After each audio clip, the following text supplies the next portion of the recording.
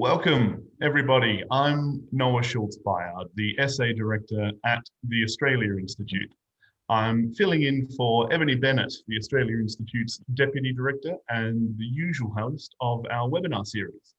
Ebony has passed hosting duties for these sessions over to me over the next little while as she takes a very well-earned break.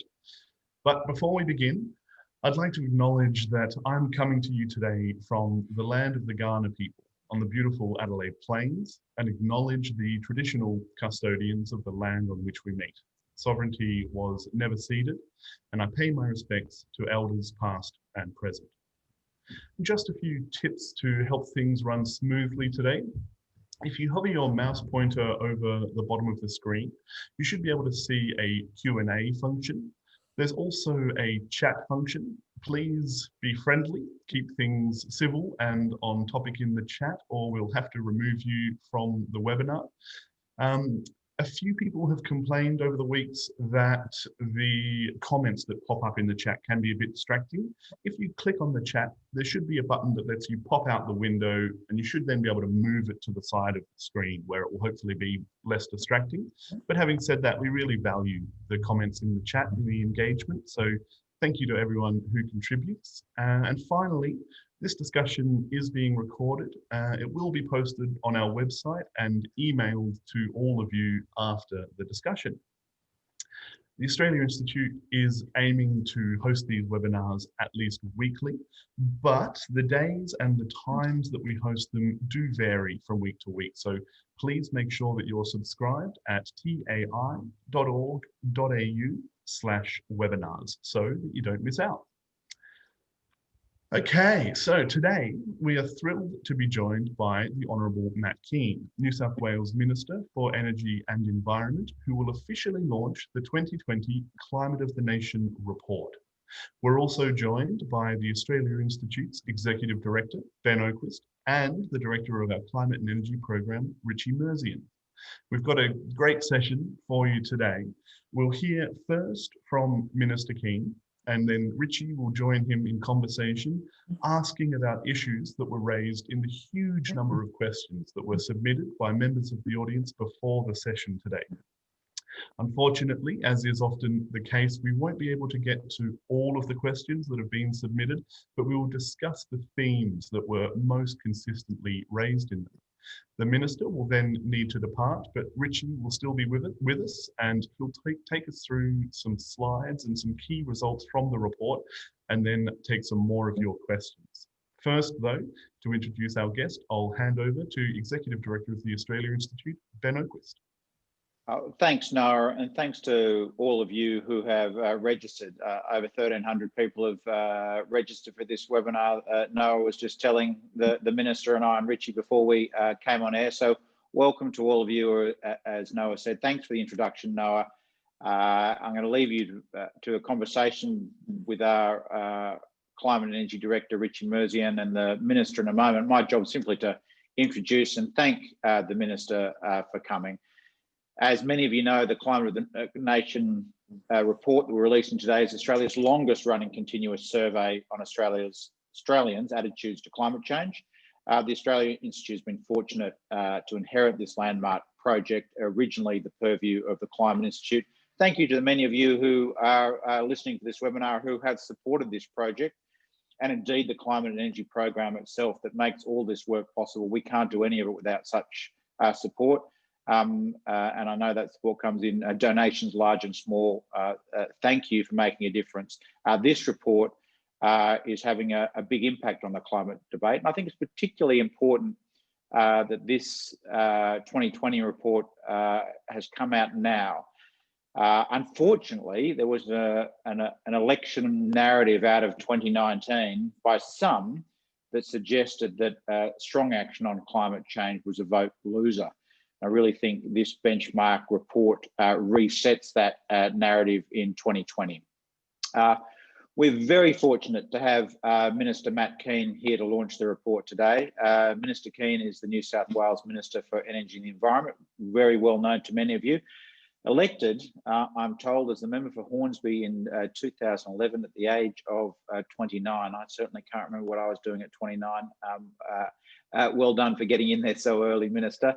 The Minister is a strong advocate for a science and economics-led approach to climate change. Mr. Keane was amongst the first Conservative politicians to call out the link between climate change and this summer's unprecedented bushfire season. So a nice marriage that he's launching this report today on the day that the Bushfire Royal Commission is handed to government.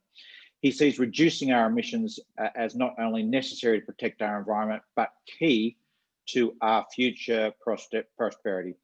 Minister Keane believes it's time for the centre of Australian politics to find its voice again. A welcome, Minister Keane. Over to you. Ben, thank you so much for the opportunity to be here, and good morning to everyone who's tuning in. Can I begin too by acknowledging the traditional owners of the land on which we're gathered and pay my respects to elders past, present and emerging, and also remind everyone that the land we're meeting on is, was and always will be Aboriginal land. I'm so incredibly glad to be here to launch the Climate of the Nation Report 2020.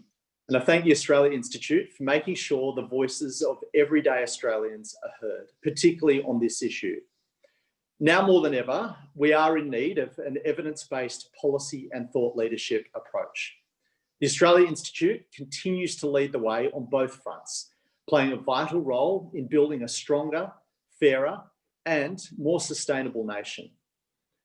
I also want to thank the many Australians who gave their time to participate in this important piece of research. They are representative of the Australians I was elected to serve. Generous, hardworking, and caring people who love their country. People who choked on smoke from the summer's bushfires and worried about the future.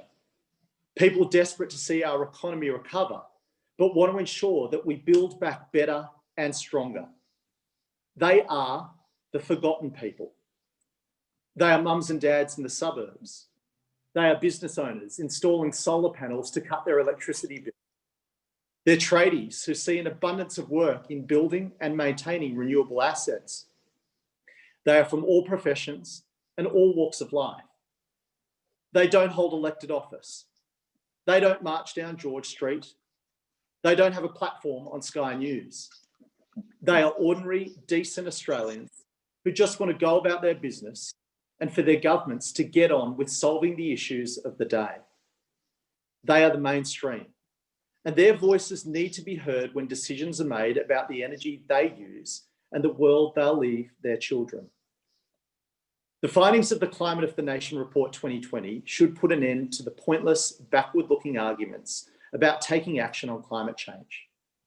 80% of Australians think that we are already experiencing the impact of climate change. And they are right. 82% of Australians are concerned that climate change will result in more bushfires, exactly the sort of events that scientists have been warning us about for decades. 83% of Australians support an orderly transition from coal-fired power stations to renewables. And 71% of Australians can see past the noise generated by the powerful and the populists to see that Australia can and should become a world leader in finding solutions to climate change. They don't want Australia to be spectators in the greatest technological transformation of our time. They want us to lead. Australians are, in my experience, hard-headed, pragmatic people.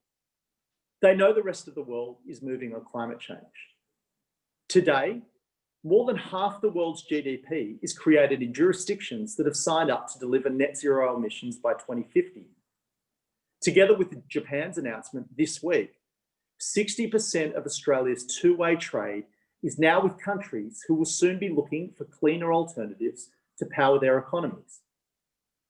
Ignoring the reality of climate change is not just a risk to our natural environment, which it is. It's a risk to our living standards, to our jobs, and to our entire way of life. If that evidence is not enough to convince you on the need to take action, then even big oil and gas companies who have profited from extracting fossil fuels for decades are planning for life beyond carbon, moving to decarbonise their businesses. In February this year, that organisation, not known for its green left credentials, BP, announced its target of net zero emissions by 2050. It launched a plan to build 50 gigawatts of renewables by 2030. That's renewable investment in infrastructure on an unprecedented scale. And that's not happening in the far distant future.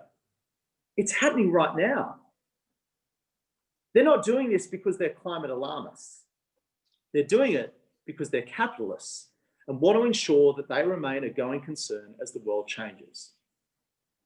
As this report shows, Australians see the change. We understand it. We want to make sure that we reap the opportunities created for new jobs and investment. And we don't want to find ourselves on the wrong side of megatrends like rising carbon-based protectionism, while other economies steal our march in new clean technologies and industries. The quantitative survey for this report was conducted in July, and the qualitative research in September, smack bang in the middle of our fight to contain the coronavirus pandemic. This should be a final rebuke to the cynical view that concern about climate change was a good times issue, which people would drop when the times got tough, because these are amongst the toughest times our country and our people have ever faced. COVID-19 has upended financial markets, stalled investment, increased unemployment, and driven some sectors of the economy close to the brink. We should be using this recovery to build a low carbon economy. We should be using this recovery to drive a sustainable stimulus. And we should be using this recovery to build our country back better. Not just because it's good for our environment, but because it's good for the state, the country, and it's the kind of economy our kids are going to be able to prosper from. Australians are sick and tired of the petty political point scoring and division on climate policy, which has held our country back for over a decade. They want government to lead. They want to be assured that we are doing everything we can to reduce the risk of dangerous climate change, whilst keeping the lights on and keeping a lid on their electricity bills. They want us working on solutions to create jobs and ensure no community is left behind.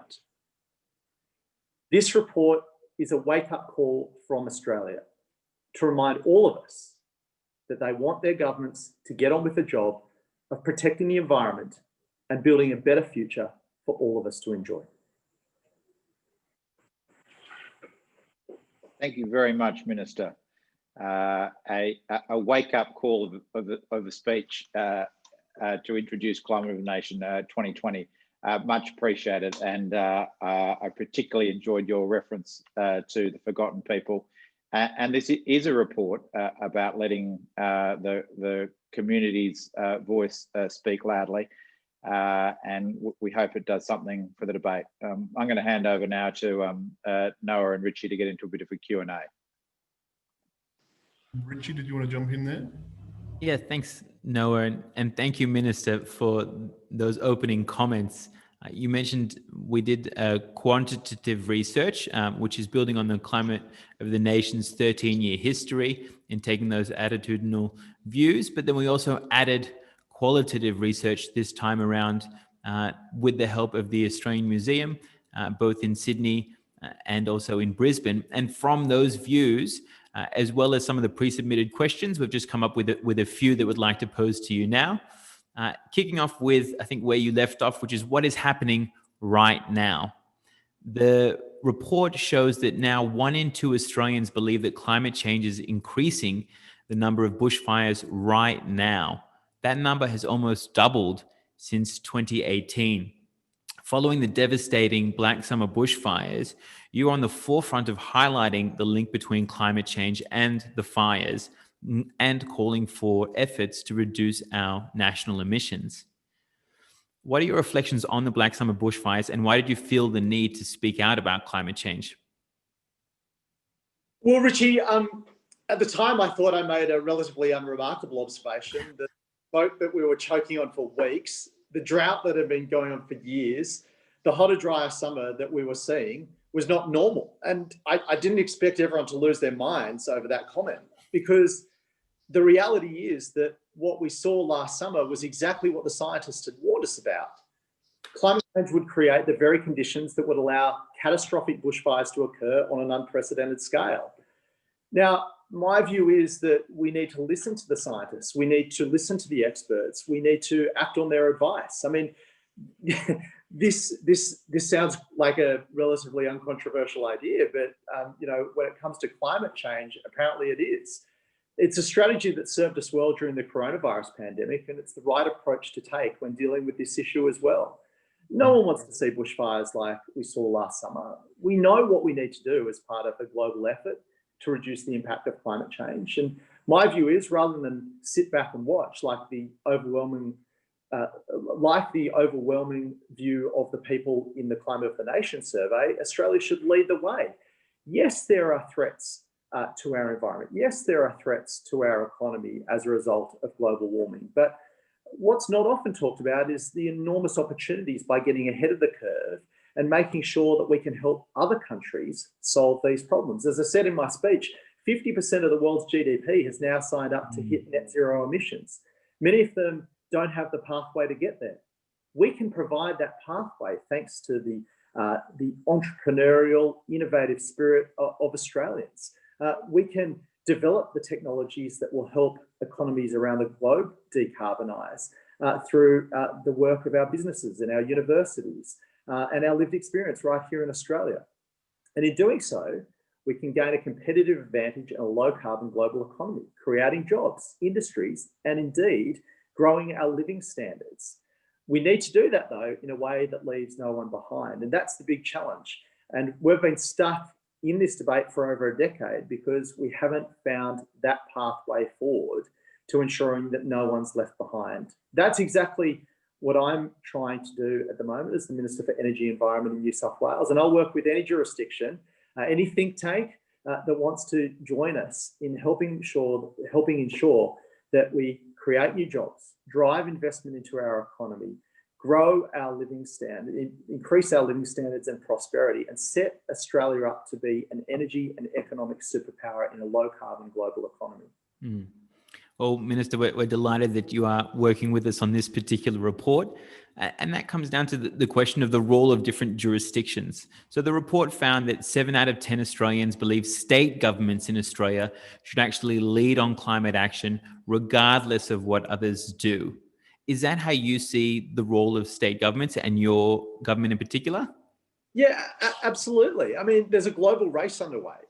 I was recently in Germany last year whilst we could still travel.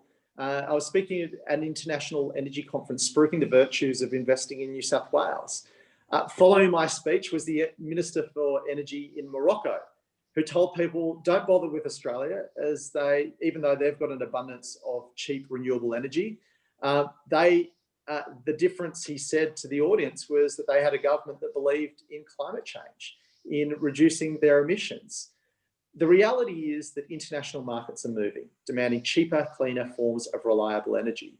And to those people on this call that don't believe we should be taking action, don't believe that climate change is happening, well, you don't need to believe in climate change to believe in capitalism. And the reality is the markets that have underwritten our prosperity through trade for generations are changing the products that they're demanding. And we are well placed as any country on the planet to provide those goods and services that those markets are demanding, and we should do it. So we can either grab the opportunities that are emerging, creating those new jobs that I talked about, industries and economic growth, or be left behind, turn New South Wales and indeed Australia into a rust bucket state by denying the international reality. We know that in New South Wales, we need to modernise our electricity system. In the next 15 years, 4 of our 5 existing generators are going to come to the end of their technical lives. With nothing to do with climate change, they're just old pieces of equipment. That infrastructure needs to be replaced. And by replacing it with cheap, clean, reliable energy, we give ourselves that competitive advantage. Cheap energy in a low-cost global economy will see new industries look to domicile here, creating new jobs. There are so many opportunities that are emerging. And I'm just suggesting that rather than shutting down existing industries, we grab the opportunities that new ones are presenting, creating jobs for New South Wales, driving investment into the state and underwriting our prosperity for future generations. I mean, what have we got to lose? Well, yeah, I think you're speaking to the converted here on those lines, Minister. And on the cheap, reliable, clean energy that you're talking about, a little bit over 3/4 of those surveyed in the report believe that state governments should be offering more incentives to actually bring on more renewables onto our electricity grid. You've announced 2 ambitious renewable energy zones for New South Wales, but at the same time, the state is playing catch up with the lower end of renewable penetration when it comes to the different states on the electricity grid. Is that enough to bring on board that transition, given it is economically competitive now? Look, Richie, I have a hypothesis that people don't really care how they get their electrons. They just need them to be there when they want to turn the lights on or watch TV or, warm their house or cool their house. And they want them to be as cheap as possible. So my focus is on exactly that, making sure people in New South Wales get access to the cheapest form of reliable energy. And today, that's not gas and it's not coal and it's not nuclear. Maybe nuclear in the future if technology comes down the cost curve. And sure, in 100 or 200 years, sure. Sure, like no one's ruling that out. Today, the cheapest combination, the cheapest way to deliver electricity into the system is a combination of wind, solar, storage, and also demand response. Storage like pumped hydro, for example. That's not me saying that. That's the engineers, the scientists, and the economists at the CSIRO and AEMO, the independent market operator. I think we should be listening to the people well qualified to give this advice. I think we should be taking ideology out of the discussion and focusing on evidence and science. We know, as I said, that in the next 15 years, 4 of our existing sources of generation need to be replaced. Now, the government took 30 years to build the current system, and we need to replace that working with the private sector in less than 15. So we're running out of tarmac. We need to get the new generation installed before the old generation closes to avoid price spikes and blackouts like we saw after the closure of Hazelwood. And we know these new forms of generation, whether it be renewable energy zones, pumped hydro, battery storage, transmission lines, is going to take time to construct. But we also know that the current price signals and regulatory environment is no longer fit for purpose. So we need reform if we're going to deliver on that promise of cheaper, reliable energy. We need reform if we're going to make sure that the private sector can do in 15 years what it took the government in New South Wales over 30 years to do. And we need to make sure that we get those price signals and that regulatory environment we need to deliver that infrastructure on time and on budget. And that's exactly what I intend to do. Minister, you mentioned demand response, which is something that the Australian Institute has been pushing for a number of years, along with colleagues at the Total Environment Centre and PIAC, which is basically to incentivize people to reduce their electricity if possible, as a way of reducing demand rather than just always trying to increase supply. A rule change has been brought in, so it will be coming online next year as well. But demand response is just part of that picture. As you said, that regulatory reform, we're still seeing delays in some of the transmission work that needs to happen. There's a big project to redesign the national electricity market for 2025 that the Energy Security Board is taking on. What do we need to do to expedite this transition to build an electricity sector that caters for the modern electricity mix that we all want?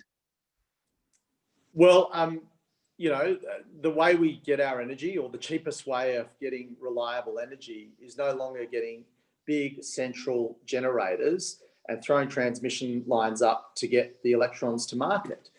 We know the cheapest way to deliver electricity that's reliable is going to be a suite of measures: a bit of wind, a bit of solar, a bit of pumped hydro. We'll see batteries come down the cost curve. We're going to need to build new transmission.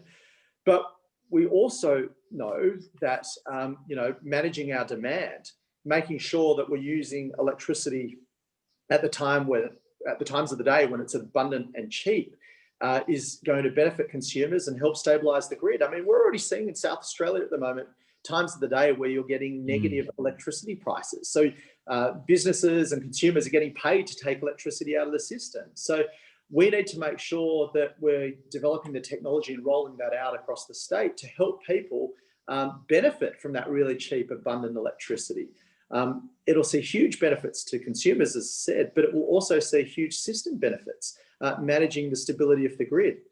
That's again why we need the right market settings to encourage demand response mechanisms and the right incentives to ensure that we get some of the cheapest energy in the world.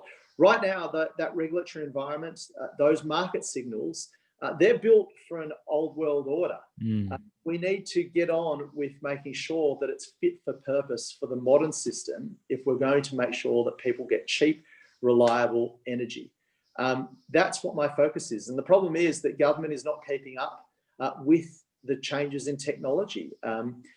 That's because changes in technology are increasing at an exponential rate. It's really fast.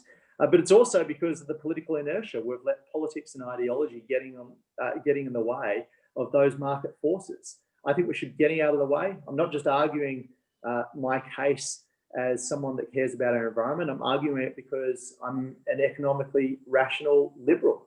I can't think of anything that is more in line with what the Liberal Party should be about in supporting the free market to deliver the outcomes that are best for consumers. And I think I'm acting completely in line with the values of my party.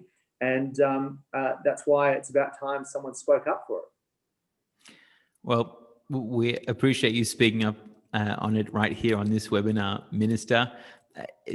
One thing our report shows, which is very similar to what you were saying, is that there's a majority support across different voting intentions, be it coalition or Labor or the Greens or some of the minor parties, for a national net zero target. New South Wales has a state level net zero target as well.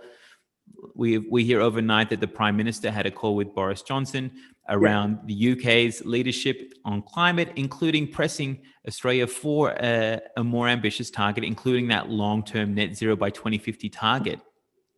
So what can we do or what lessons do you think Australia should draw on from other conservative politicians or even conservative governments like the UK to help bring this about? Look, 31 years ago, in Washington, DC, there was a scientist from NASA called James Hansen, and he testified before the Senate committee. He advised that congressional hearing that increasing levels of greenhouse gases were driving sustained warming of the global planet 31 years ago. Now, reporting of Hansen's testimony made the front page of the New York Times the next day. And 2 months after that testimony, the then Republican presidential candidate, George Bush Sr., said, "Those who think we are powerless to do anything about the greenhouse gas effect, forget about the White House effect. And as president, I intend to do something about it."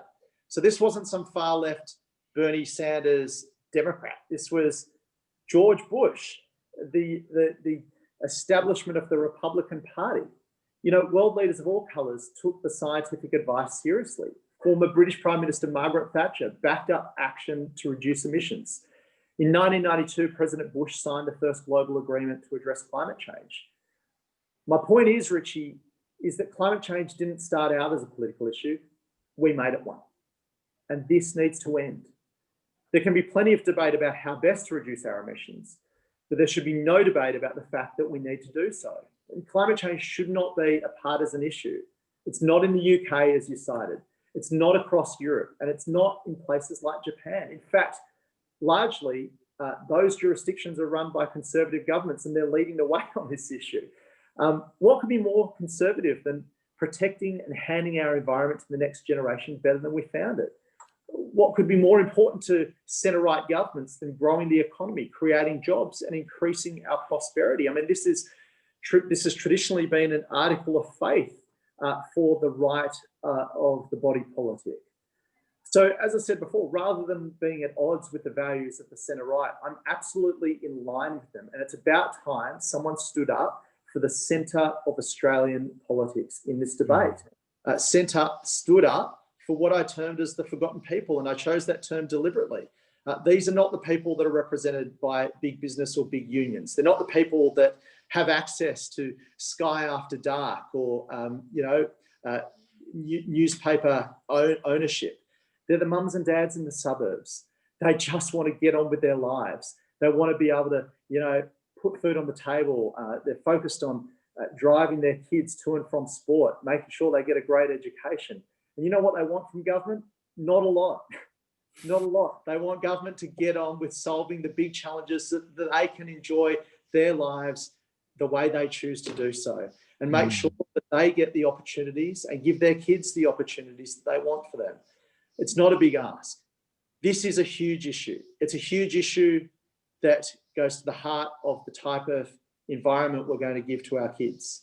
But even more importantly, or equally importantly, it's a huge issue that goes to the heart of the type of future, the type of jobs, the type of prosperity that we're going to hand over to our kids. So, there's too much at stake to get this wrong.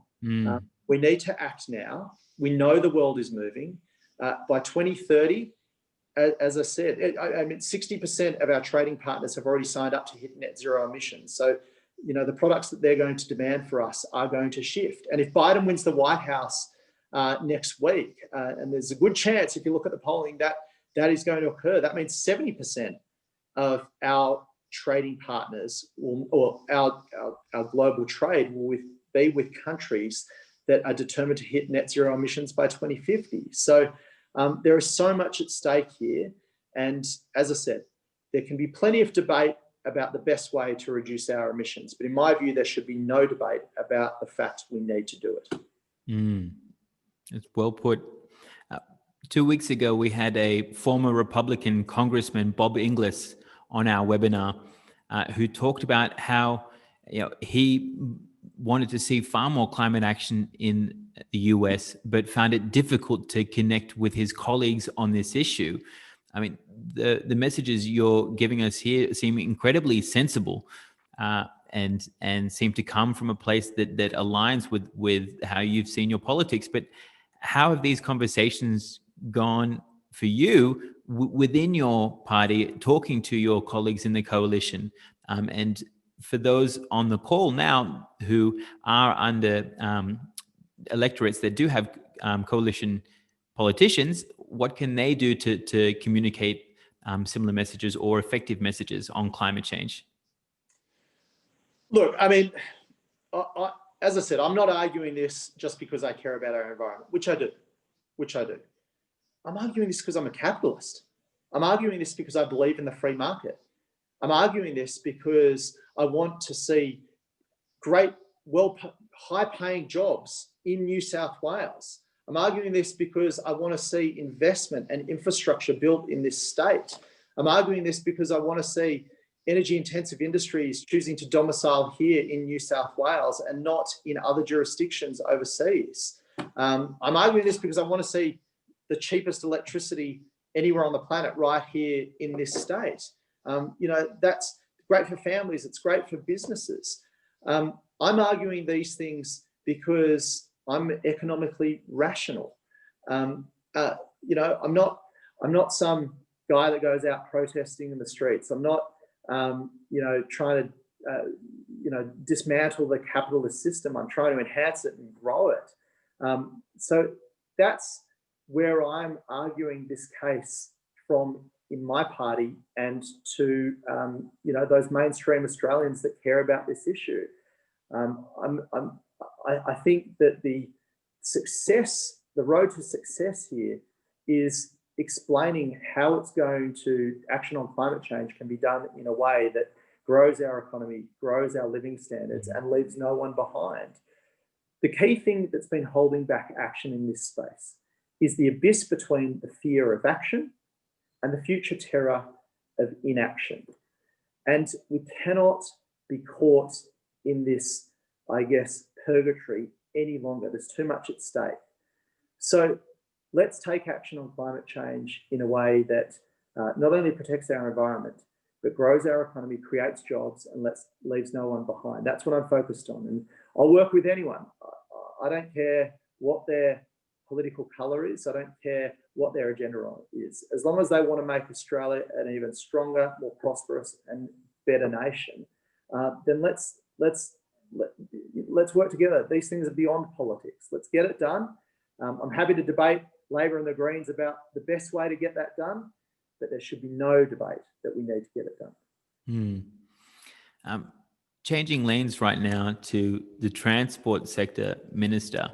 I think you're one of the few, maybe even the only minister that drives an electric vehicle as their government car. But electric vehicles in Australia are in a really dire space. Only 0.6% of new car sales are electric, and you compare that to somewhere like Norway, where in September 8 out of 10 new cars sold were electric. A lot of that has been driven by policy, like smart policies to incentivize the cars we want and disincentivize those that we don't. What can we do in Australia to actually increase electric vehicle uptake, and what are you looking to do in New South Wales? Richie, well, just back to your point about having an electric car. I think I was the first minister anywhere in the country to get an EV. And I got it because my previous vehicle was a Toyota Kluger. And I just wanted to go and see whether we could get an electric vehicle that was cheaper than my previous one. And we were able to find that. So we got this because it was cheaper up front. It's cheaper over the life of the lease. And guess what? It's much more fun to drive. 0 to 100 in 3.8 seconds. So I'm told. Not that I know. So it's and EVs will keep coming down the cost curve. In fact, it's another area where the world is moving really fast. Think of Tesla. That was once a pie in the sky plan, is now the most valuable car company in the world. Think of Volkswagen. They're changing their entire production lines to electric vehicles to be net zero across their entire supply chain by 2050. So they're going to start moving in that direction at an exponential rate if they're going to hit that target. And it's not just happening to the top end of the market. You know, Mercedes, BMW, Volkswagen, Tesla. It's also happening to the middle part of the market. So Honda just recently announced that they too would be net zero across their supply chain by 2050, and they'll be starting to phase out all petrol and diesel vehicles by 2022. You know, Honda, not known for being green, radical, climate alarmists. They're capitalists. They're doing this because they see that they can deliver a better product at a cheaper price to consumers. So why wouldn't they move in that direction? And these international trends, again, are going to impact the choice and the costs of vehicles that Australians will get. I mean, sadly, we don't have a car manufacturing industry here in Australia. So we're going to have to take those products that are coming from overseas, and those products that will be delivered here will change. But we will also, you know, as EVs grow in scale, it'll mean Australians will get more choice, and they'll also get improvements in the technology, like longer range that these vehicles can go, and at the same time driving down costs. So I think New South Wales government has an important role to play. In fact, governments in Australia have an important role to play to drive the uptake of EVs. Here in New South Wales, we see that by increasing the government fleet target, and we've increased it to 30% of EVs, and including 10% that will be pure electric. So government's a huge buyer of cars. So this is one way that will bring more cars into the market, and that'll catalyse the second-hand market, so people will be able to be able to enter the EV market at a lower cost. But we're also working on a big program to roll out fast charging stations across the state. I mean, range anxiety, as we saw at the last election, is definitely a problem that we have here in Australia. So we need to give potential EV drivers confidence that they'll be able to charge when and where they need it. So one of the most exciting movements in this space is our plan to roll out electric buses here in New South Wales. Electric buses are not only great ways to reduce pollution, so the smog around our cities, but they're quieter and cheaper to run. So change is coming in this space, and government needs to act to ensure that the economy is ready when it happens. Again, the cars that will come into the New South Wales and indeed Australian market will be coming from overseas. A lot of those manufacturers are phasing out combustion engines and moving towards EVs and other forms of technology. We've seen Daihatsu recently say that they'll be moving into hydrogen vehicles. That'll catalyse the development of a huge hydrogen market, for example. Again, creating jobs and massive opportunities for Australia. So government has an important role to play to facilitate that orderly transition to EVs, not just because it's going to be good for consumers, but also it's going to be an important part of managing the stability of our grid. We want batteries or EVs taking electricity out of the system in the middle of the day when people are at work, they can charge it up, help stabilise the grid, and also deliver bill savings because they won't be paying petrol once a week. Yep, and have much lower maintenance costs as well because they don't have an engine with a million parts in it. Well, yeah, as you said, Minister, to use the current phraseology, Australia is a car taker now, not a car maker. So it's how do we smooth how do we smooth that road? I'm conscious of the time, and I know that you have a number of pressing things to get to, Minister. So I might hand it over to Noah to sign you out. Great. Well, thank you for that. Thank you, first of all, for the speech and your comments there, but also for being able to take all of those questions from Richie, which were informed by the report and the questions that were pre-submitted before the webinar. It was very eloquently put and well spoken. I think the one question that was sort of coming through in the chat more than any other while I was having a look was, in a positive way, when are we going to see you in Canberra? And some of your leadership on this issue was appreciated, I feel, from those questions. So perhaps the final word, Minister, and then we understand you have to move on, and I'll take up the conversation after that. Noah, Ben and Richie, thank you so much for allowing me the opportunity to participate in this discussion. Can I thank everyone for taking the time to tune in, whether you agree with my worldview or you don't. I think it's really important that we continue to have this debate about how we make our country more prosperous, create more jobs and drive more investment here. There is so much at stake for the type of planet and environment we'll hand our kids, but also the type of economy that we're going to hand them. The type of jobs that they'll inherit, the type of living standards that they'll enjoy. Every generation has had to fight for social progress. Our grandparents' generation came back from the war and built, after fighting against fascism and totalitarianism, they came back and built an egalitarian society. Our parents' generation went through, a revolution to ensure that people would have more choices in their personal lives. Our generation needs to take up the fight to ensure that we do deliver a better environment and a stronger economy. And this issue, solving this issue in a way that achieves that is going to be key. So I don't care what your politics are, I don't care what your worldview is. We can all agree that we want to make Australia even better. And I'm keen to work with all of you who want to achieve that objective. Great. Well, thank you, Minister. Really appreciate it. Evidence, science, economics, a great clarion call for all of us. And we have a little saying here at the Australia Institute that we believe in politics, and despite it having a bad rap and being a dirty word for some, we know it's important in making change. And if you want to believe in politics, what greater inspiration than a politician like you, one who believes in working across the aisle with all sides, a motto here at the Australia Institute too, and not just for your leadership on climate change, but indeed helping make democracy work in an age where it's getting a bad rap and it's in trouble. So we're really pleased that you're able to spend the time with us today, and grateful for all your work for climate change and indeed the political debate and democracy. Thank you very much. Thanks, Ben. And thanks everyone for tuning in. Great. Well, thank you for that. We will carry on with the webinar. The Minister will leave us now, but we still have a little bit of time left.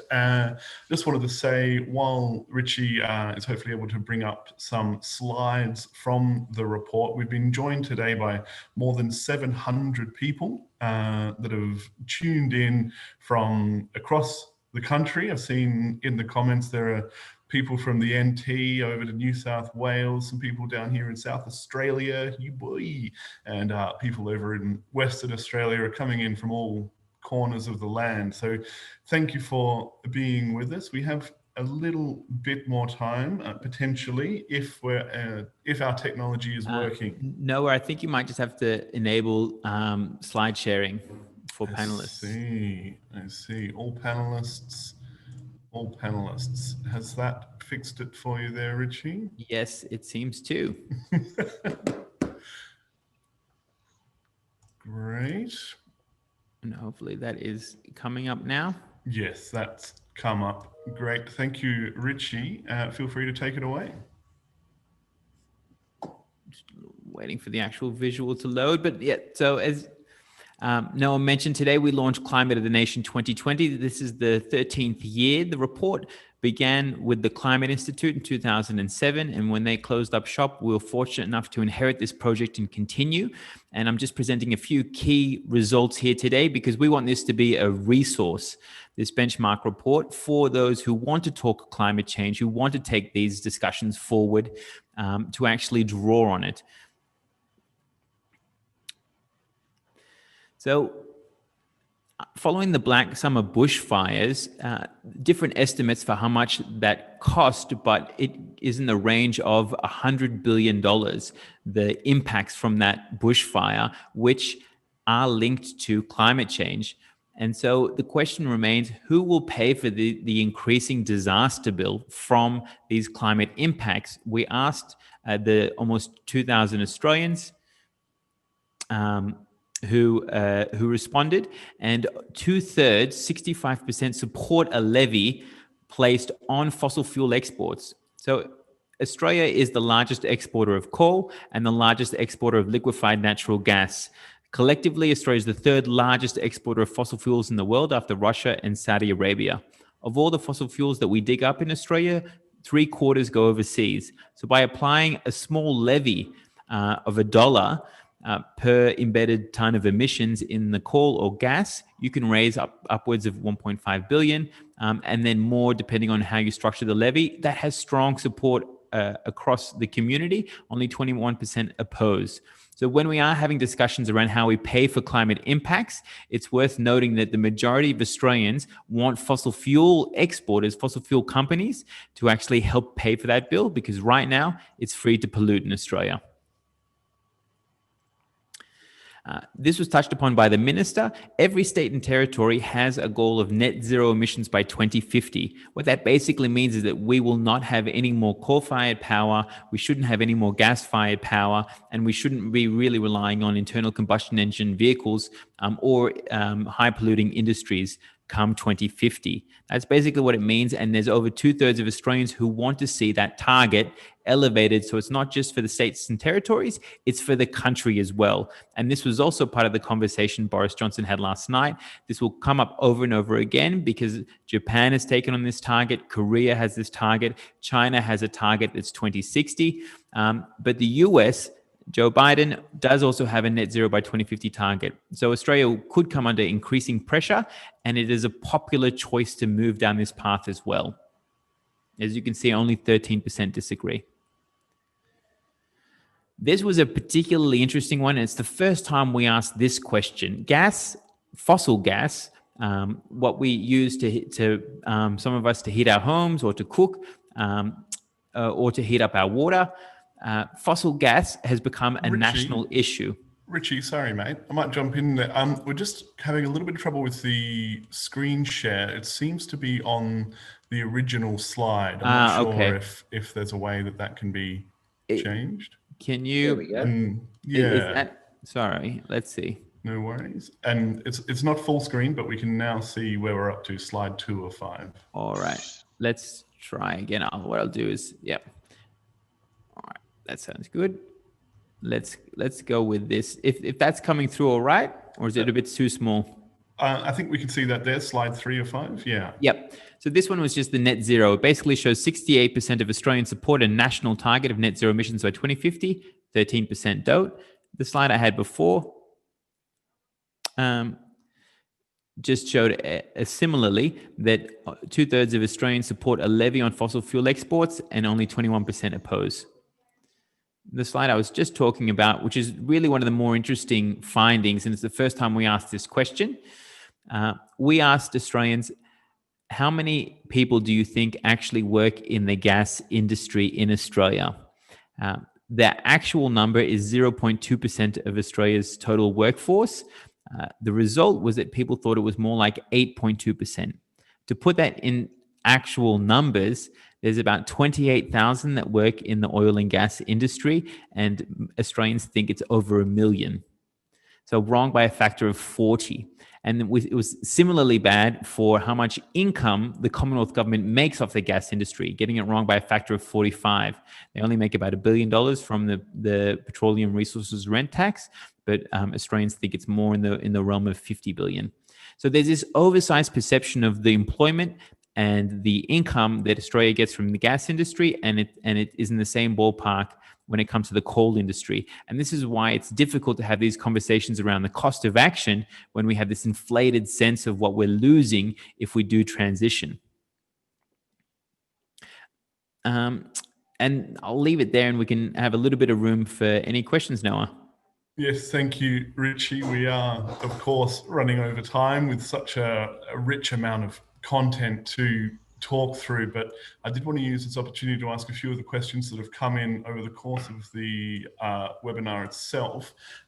Richie, one question here from Chris Sanderson. They've asked, how feasible politically would it be for the states to get together and agree to meet the Paris targets? And potentially, I think we could expand on that. How effective would the states working as a coalition be compared to a situation where if the federal government is refusing to act, can the states work together to overcome that inertia? It's an interesting question because it's not a theoretical one. The situation happened when John Howard was the Prime Minister, and you had a number of state governments band together and come up with a plan for a emissions trading scheme just between the states. It's worth remembering that the New South Wales government was the first jurisdiction, I think, in the world to come up with a carbon price mechanism, which was called GGAS at the time. So it was the Global Greenhouse Gas Abatement Scheme, I believe. So it has happened before. It can be effective. It's almost the threat of states moving ahead without the federal government that can be as effective as the actual implementation. But having said that, states are in charge of electricity. That's 1/3 of our emissions. States have a major role on transport. That's 20% of our emissions. They have a major role when it comes to industrial pollution. That's another 20%. So if you look at the pie of our emissions and how it's split up, a lot of that can come under states. And so states can band together and come up with great ways of resolving it. And the renewable energy targets right now in Victoria, in Queensland, South Australia moving towards 100%, Tasmania potentially 200%. These are doing great things for reducing our electricity. In fact, I'd say that it's state action right now that is actually reducing emissions, not federal action. So it can be quite powerful. But if we really want to change things, then we also need to get the federal government on board. And if we're talking specifically about the Paris Agreement target, that is being met right now by the federal government by using these leftover Kyoto credits. Now, there's a number of analogies, but it's basically Australia got it off easy under the previous climate agreement when it accrued these credits for doing very little work, and now it wants to use this extra credit to avoid reducing emissions over the next 10 years, much like earning a whole bunch of gold stars when you're in kindergarten for your finger painting and then wanting to use that for your HSC mark. It doesn't really stack up. And so if we want the federal government, if we want the country to go down the path of taking serious emission reductions, we will need the federal government to come on board. But right now there is pressure from the ground up, and that should increase. And as we're seeing, there's increasing pressure internationally, including from key trading partners and allies, to actually do more as well. There's a great segment there about state and federal. Ben, I might bring you in here. One of the other themes that's been coming through in the questions is alongside state and federal divide, we have the political divide. We do a lot of polling at the Australia Institute that asks people across the political spectrum how they feel, but I think it's a little bit difficult with a conservative government to break through on climate issues. What is it about the conversation in Australia that you think has made it political, and how can we attempt to break through that? Well, that's why I think the conversation with Matt Keane was so interesting today. There are so many reasons to want strong action on climate change. And I think he was a very forceful advocate for climate action from the centre, or the centre-right, if you like. And being willing to work with people, whatever their reasons are for addressing climate change, or the technologies or the solutions that will enable it, is really important. And I think it's incumbent upon all of us to be willing to work with people, whatever their motives are. Sometimes it's easy to think that unless somebody is driven by the same motivation as you to solve the climate change problem, or isn't as passionate as you, or doesn't believe in exactly the same rationale for taking action, that you can't work with them. And I thought Minister Keane's observations about the forgotten people were very profound, and essentially linking an Australia Institute report with Menzies' forgotten people, or Menzies' modern forgotten people, said something important, that there is a big chunk of Australia out there that isn't being spoken to on climate change issues, that some of the centre-right or right commentariat thinks that they own a large chunk of regional Australia or suburban Australia. And what Minister Keane was basically saying is it's just not true, that the forgotten Australians aren't finding a political voice are often not finding a political voice for action on climate change. And a willingness of people to work across the aisle, which was really Minister Keane's plea today, by his willingness to do something, is a lesson for everybody to take on board, who wants to see climate change taken seriously and to meet the challenge, because we only have this 8 to 10 year window probably now to address it globally. Otherwise, we are going to have runaway climate change. And that means working quickly with people from all sides. As Keane said, he's very willing to have that debate with anybody about what is the best way of getting there. But the problem is, at the moment, there isn't even acceptance from some people in the political class that we need to get there. And so there's kind of two calls for Minister Keane. Well, let's have the big debate about what to do and what the best way of doing it is. And, you know, he's got a capitalist approach, and some other political party might have a more central planning approach. Let's have that debate. That's a good one. But at the moment, it's being held back, that genuine debate, by some very loud, noisy voices here and around the world that aren't even accepting the premise that we need to get there. Yeah, it's an interesting state of affairs, and I think an important conversation to be had across political divides about how we can progress forward. We will need to wrap it up there. Thank you to everyone who was able to join us today. Thank you to Ben Oquist and Richie Merzian, and also to Matt Keane, New South Wales Minister for Energy and Environment, for being with us today. I also wanted to thank all of the attendees who were able to come along and sign up today to listen. I'm sorry we weren't able to get to all of your questions, the pre-submitted and live questions today. There's just not enough time, and but we do really appreciate your input and your attendance at these webinars. Please join us again over the next few weeks. We have more webinars upcoming. Thursday of next week, that's the 5th of November, we will be hosting a discussion on what the US election results mean for climate policy. Now, that's going to be an important webinar at an important time. By the 5th of November, we should have a result out of the US election. And of course, it's one of the most consequential elections, and the outcome will have massive ramifications for everything we've been talking about today and the climate movement globally. The following Wednesday, on the 11th of November, we'll be discussing how childcare reforms could help power the economic recovery with Jay Weatherall and Kate Carnell. Make sure that you're subscribed to our podcast, Follow the Money, and you can subscribe to that on iTunes or wherever you normally listen to your podcasts. And finally, as we like to say here at the Australia Institute, please stay safe out there, everyone. Keep your distance, wash those hands, and look after one another. Thanks again, and see you next week.